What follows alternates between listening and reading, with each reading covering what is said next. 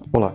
Durante a semana, a gente fica buscando na web aquelas dúvidas ou situações que aconteceram para que a gente venha falar aqui hoje e trazer à tona algumas explicações ou aumentar as dúvidas.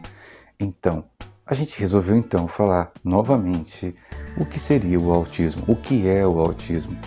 A gente não vai dar aqui uma receita de bolo, mas talvez para você que está recebendo um diagnóstico agora, ou você, profissional, professor, que muitas vezes confunde o que é o autismo, fica a dica, seria interessante você assistir, convida seus colegas, compartilhe esse vídeo com eles.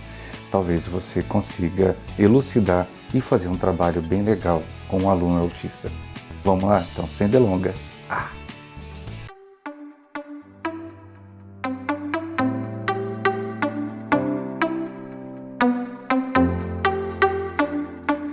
Olá, eu sou Alexandre Soledade, ou prefiro, este é o meu mundo autista, eu sou Alexandre Soledade. Muito obrigado por você estar aí desse lado. Nós não temos intenção nenhuma de ser o centro do universo, nem que gravita em torno da gente, mas a gente tem uma profunda vontade de levar o conhecimento e a informação do autismo para todo mundo. Então, essa semana a gente foi abordado por vários colegas, inclusive do próprio meu mundo autista, sobre situações que passaram na escola. O que seria o autismo? Muitos professores ainda confundem o autismo. Acredito que também pais confundem o autismo, vizinhos e os parentes, seus parentes também não sabem que seja o autismo. O autismo, de forma geral, definida, é um transtorno do desenvolvimento infantil. Então, você precisa entender que algo durante a formação processou diferente. Não errado, processou diferente. Essa criança, ela nasce com adaptações diferentes da nossa. E aí essas adaptações são percebíveis ou não. Então é muito difícil alguém conceituar ou dizer que todo autista tem uma lista de coisas que ele vai apresentar. Não é bem assim, principalmente aqueles que são enquadrados dentro do nível 1. Nível 1. Você que está por fora, muito por fora do autismo, você vai perceber que o autismo hoje, principalmente a partir de 2022, quando entrar em vigor a DSM-5, que é uma classificação para que fique mais fácil o diagnóstico, o autismo é classificado de nível 1 ao nível 3. Então, para começar, o termo Asperger, ele caiu em desuso, ele é nível 1. Então, quando alguém chega para você, no máximo seu filho é Asperger, ele, primeira coisa, deixa claro que essa pessoa está bem, assim, em dessintonia com o que está de moderno. O Asperger era o antigo autismo nível 1. Ah, mas o seu filho é autista de alto funcionamento, nível 1.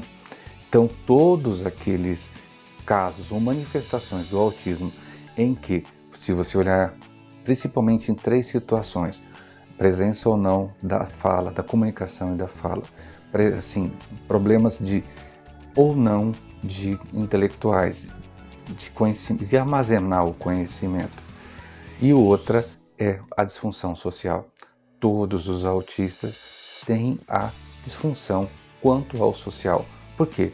A característica que mais prepondera dentro do autismo é a questão social. Não é que o todo autista quer ficar sozinho. Não é que isso não tem nada a ver. Não é que o autista prefere, que nesses dias um cantor, ex-cantor famoso, andou dizendo que prefere ficar sozinho porque é autista. Essa não é uma característica que precisa ser assoberbada, porque muitos autistas sim querem ficar perto de você, mas preferem sempre a si próprio, né? Como qualquer pessoa normotípica. Ou você, de repente, não preferiria ficar antes só do que mal acompanhado. Mas o autismo, sim, é classificado em níveis. E esses níveis, quanto mais acometimento você tem de fala intelectual, você caminha em direção ao nível 3. Ah, e agora? Meu filho parece ser, minha filha parece ser nível 1. Quanto mais próximo do nível 1, mais difícil é fechar o diagnóstico. Quanto mais avança para o nível 3, mais visíveis sinais e sintomas são percebíveis, então é muito mais fácil se fechar o diagnóstico. Então, professor, se a criança chegou até a escola com suspeita diagnóstica de autista, provavelmente ela pode ser nível 1.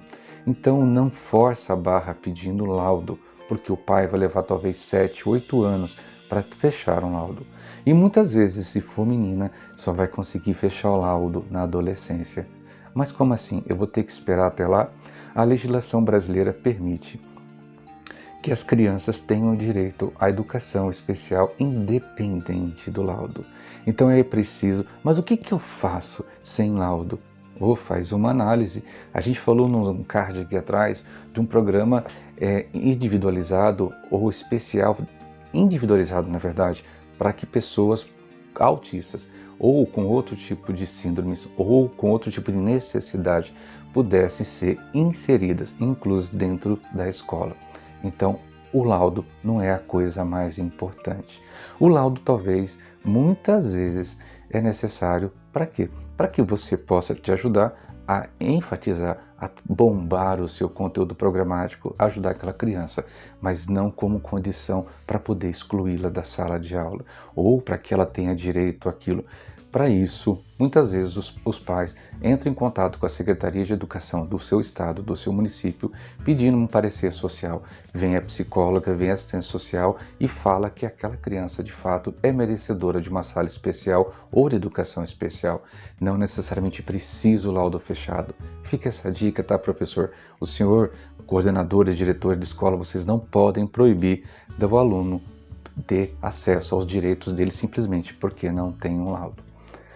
Isso é importante dizer porque muita gente não sabe do autismo.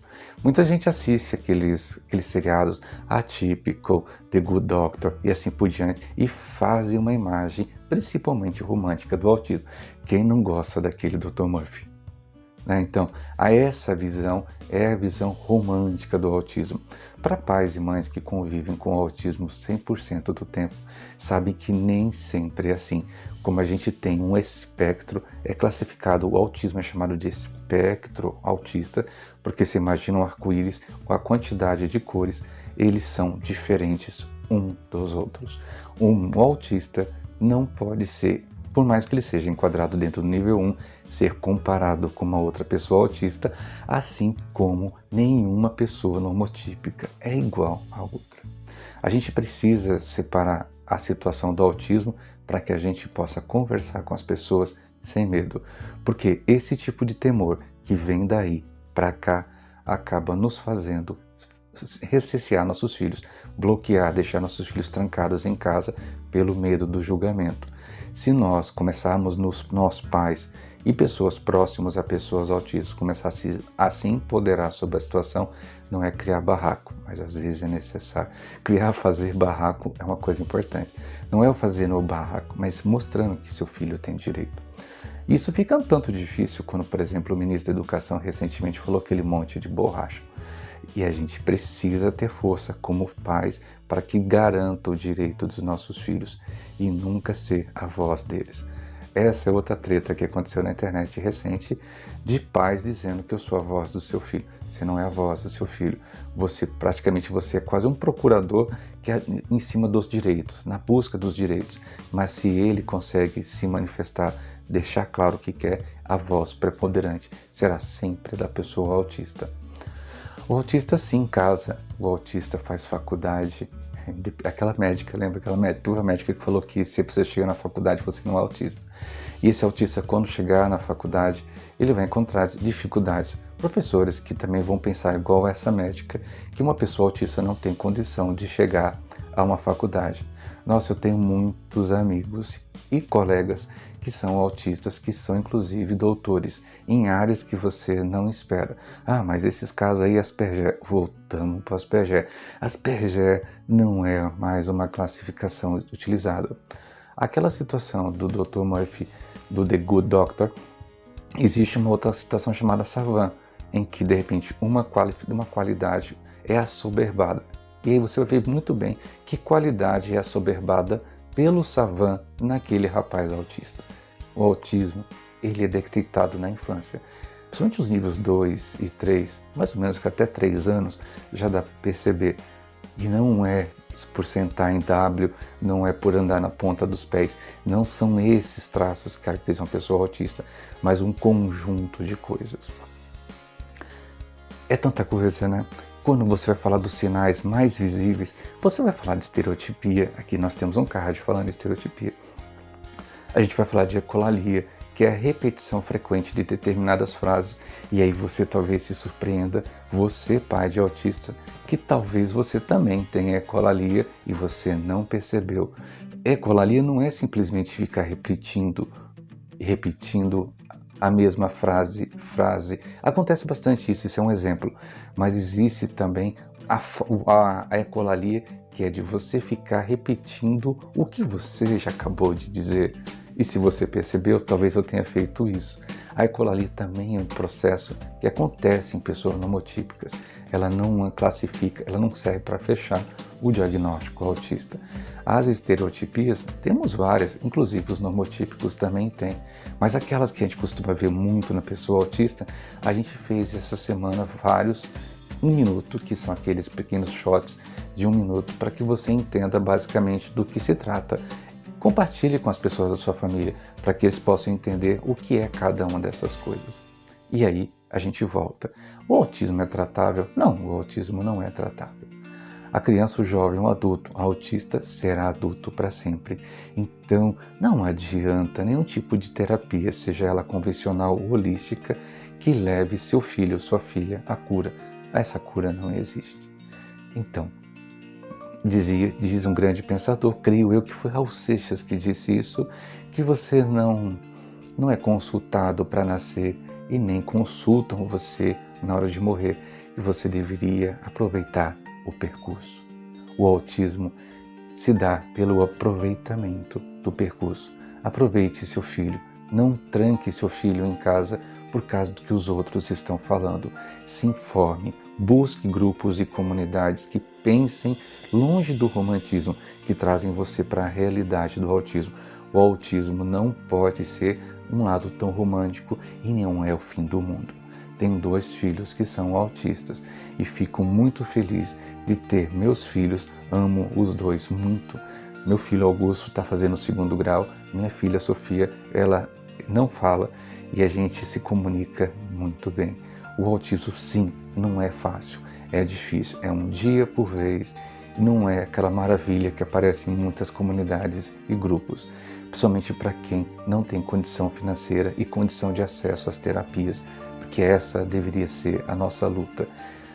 E gastamos muito tempo tentando responder esses caras que falam um monte de besteira e adjetivam o autismo. E aí, ficou mais dúvidas? Manda aqui tua pergunta, a gente vai tentar responder. Conversa com a gente. A gente tem um grupo no Facebook que é com esse mesmo nome, Meu Mundo Autista. Procura lá, entra lá, tira suas dúvidas, entra, participa. Vale muito a pena. Quanto menos dúvida, mais fácil você anda pelo caminho do autismo. Carregando dúvidas, você sofre, seu filho sofre. Tá bom? Até a próxima.